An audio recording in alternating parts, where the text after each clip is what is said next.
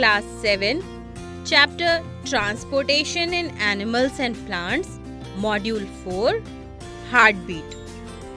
Hello friends, हमने previous module में discuss किया था कि हार्ट मसल्स से मिलकर बना होता है और ये मसल्स रिदमिकली कॉन्ट्रैक्ट और रिलैक्स करती हैं. The heart muscles contract and relax और एक्सपैंड रिदमिकली. फ्रेंड्स, ये जो हार्ट का कॉन्ट्रैक्शन फेज होता है, यानी जब हार्ट मसल्स कॉन्ट्रैक्ट करती हैं तो उसे कहते हैं सिस्टोली. और ये जो रिलैक्स्ड फेज होता है या एक्सपेंशन फेज होता है उसे कहते हैं diastole. The contraction phase of the heart muscles is called systole and the relaxed phase और expansion phase is called डायस्टोली.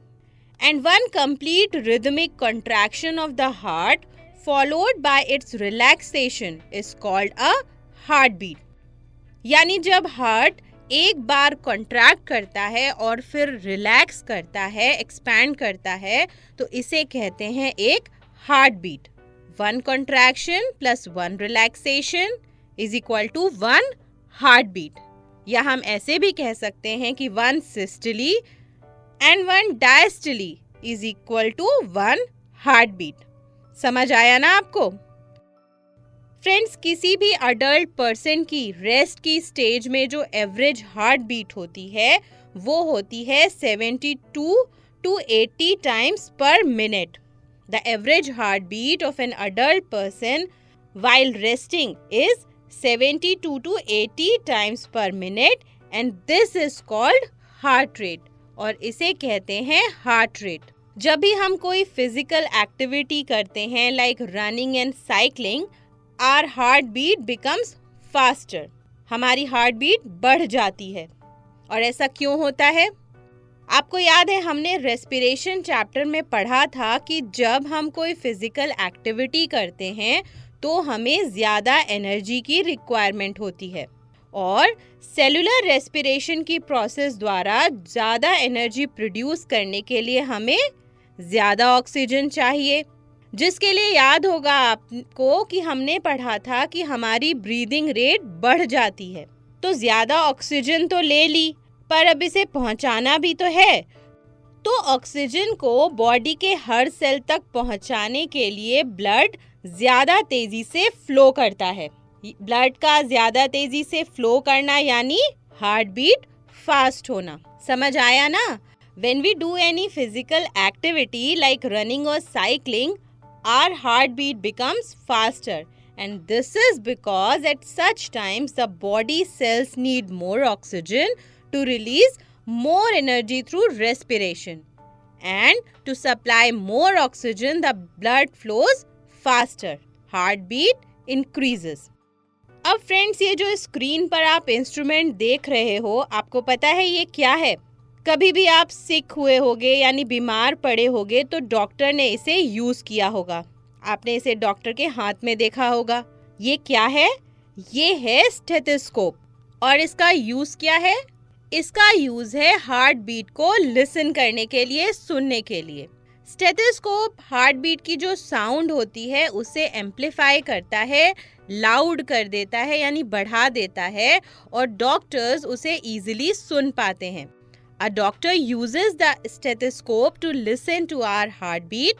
The stethoscope amplifies the sound of the heartbeat so that the doctor can hear it clearly. अब friends, ये जो stethoscope है ये 3 parts से मिलकर बना होता है. और ये 3 पार्ट्स कौन कौन से हैं? चेस्ट पीस, ईयर पीस और रबर ट्यूब. चेस्ट पीस यानी वो पार्ट जिसे डॉक्टर चेस्ट पर रखते हैं.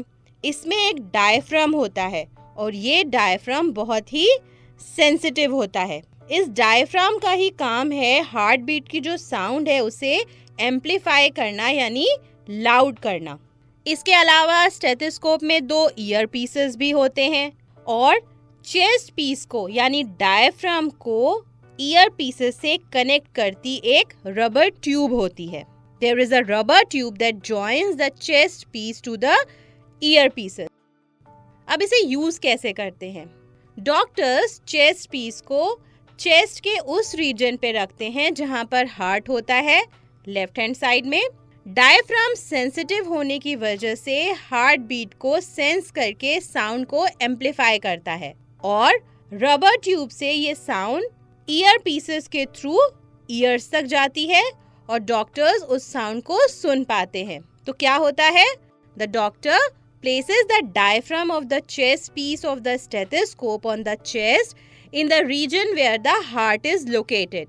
The diaphragm amplifies the sound. The rubber tube and earpieces transmit the sound to the ear of the doctor. Stethoscope से heart की sound सुनकर डॉक्टर्स आपके हार्ट की कंडीशन का पता लगा सकते हैं। Doctors can get clues about the condition of our heart by listening to the heartbeat through the stethoscope.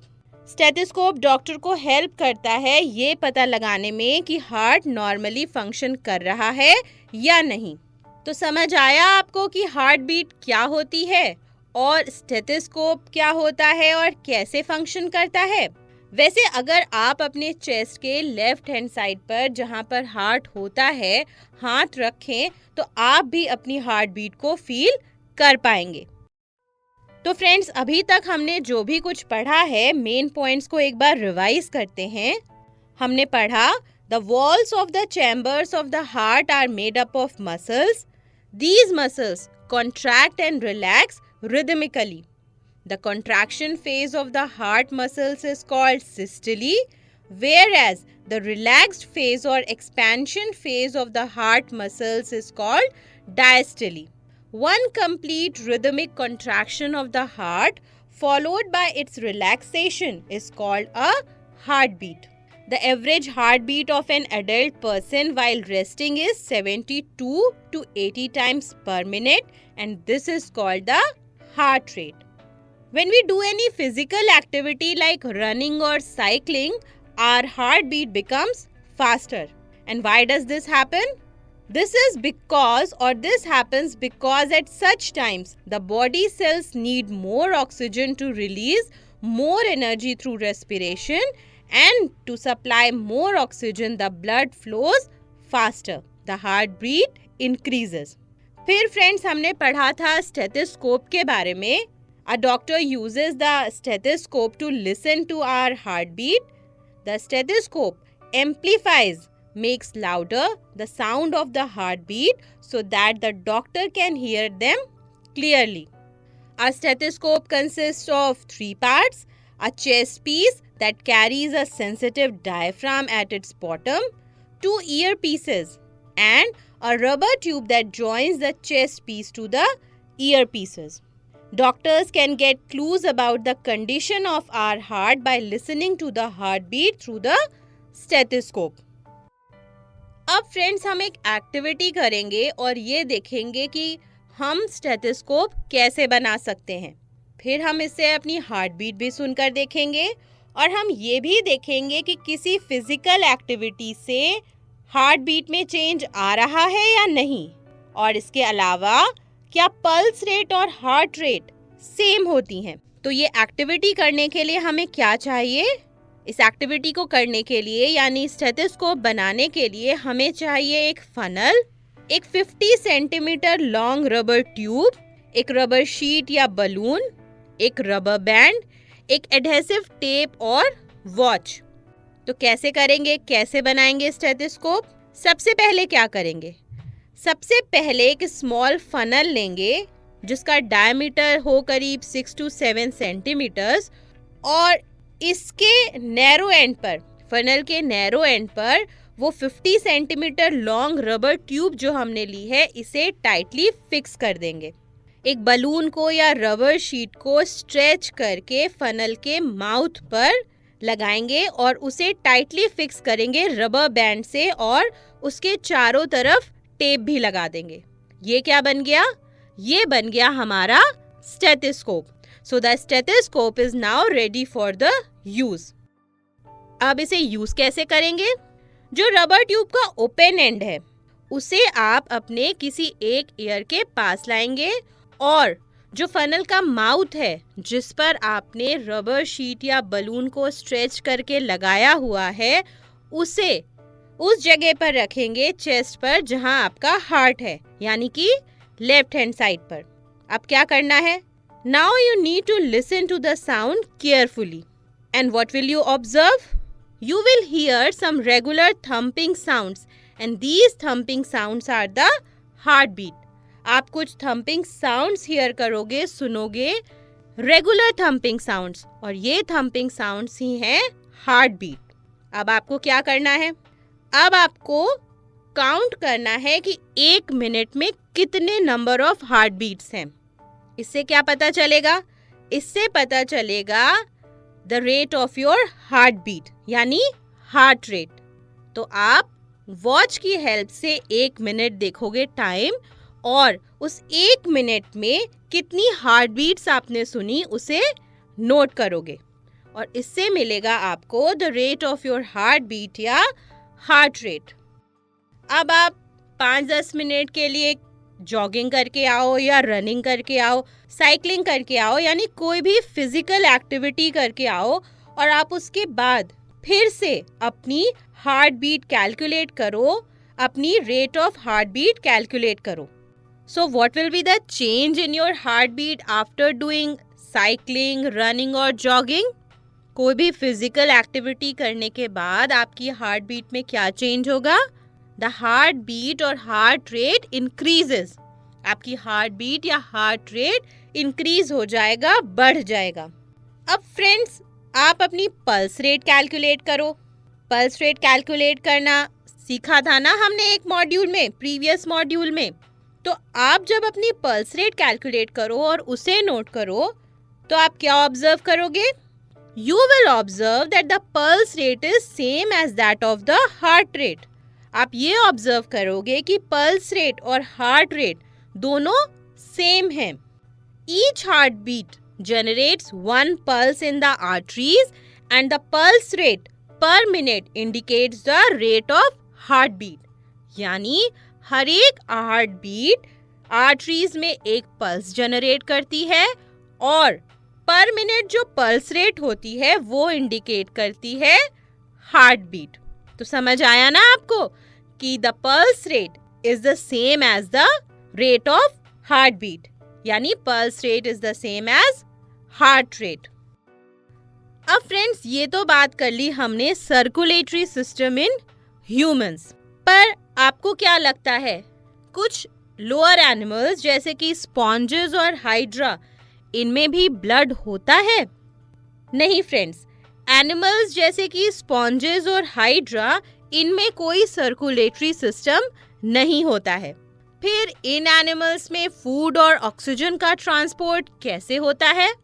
In animals में फूड और ऑक्सीजन का ट्रांसपोर्ट होता है वाटर के द्वारा। The water in which they live brings food and oxygen as it enters their bodies, and the water carries away waste materials and carbon dioxide as it moves out. जिस पानी में ये animals रहते हैं, उस पानी के साथ, उस वाटर के साथ फूड और ऑक्सीजन बॉडी में एंटर करता है, और इसी पानी के साथ, इसी वाटर के साथ वेस्ट मटेरियल और कार्बन डाइऑक्साइड बॉडी से बाहर निकल जाते हैं। तो इन एनिमल्स में ब्लड यानी सर्कुलेटरी फ्लूइड प्रेजेंट नहीं होता। So the animals like sponges and hydra do not possess any circulatory system, nor they possess any circulatory fluid like the blood. तो हमने क्या पढ़ा? हमने पढ़ा कि the pulse rate is the same as the heart rate. Each heartbeat generates one pulse in the arteries, and the pulse rate per minute indicates the rate of heartbeat. Animals like sponges and hydra do not possess any circulatory system. The water in which they live brings food and oxygen as it enters their bodies, and the water carries away waste materials and carbon dioxide as it moves out. तो friends, हमने इस module में जो भी concepts पढ़े हैं, I hope आपको अच्छे से समझ आए होंगे। चलिए अब इन कॉन्सेप्ट्स पर बेस्ड एक्सरसाइज सॉल्व करते हैं।